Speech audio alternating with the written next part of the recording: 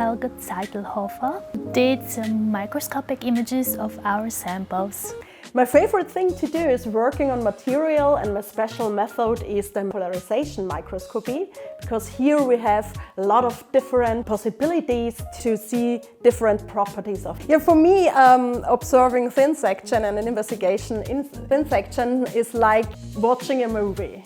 You have to show where are your protagonists and what are your faces in my kind.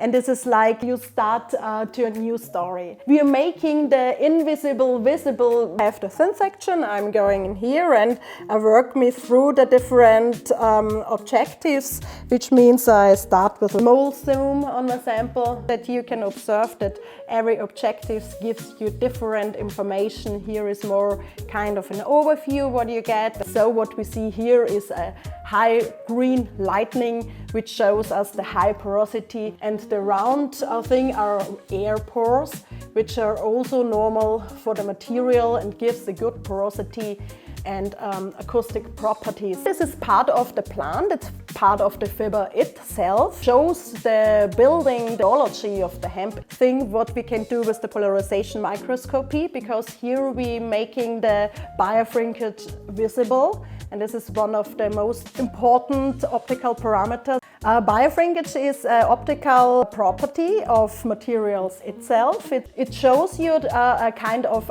anisotropy, which means that the light goes in one direction very fast, and there is a difference in the speed of light in one and to the other direction. You have a light coming through when you cross your polarizer, and this shows you the optical parameter called bioshrinkage. Regions where we have this very high light, we have a high amount of bioshrinkage. The more of bioshrinkage our sample has, like calcite, which is also part of the line binder, and we find here is a part of binder, and we can find these small points, which are calcite.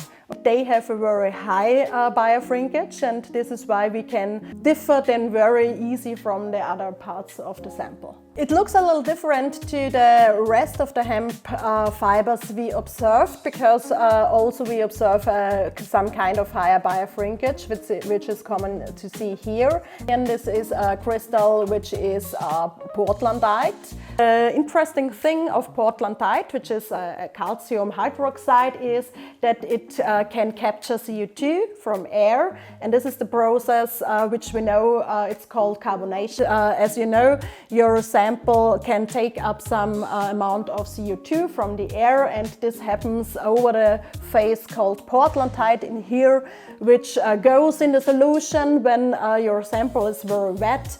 It comes to the surface, and on the surface it can bind some CO2 within the sample, and then you produce calcite, and this calcite also gives a good structure. Here also interesting to see, this is a hemp fabric which is orientated parallel to the fiber, and here there is the end, and it is really good connected to the lime binder. It's very, very impressive.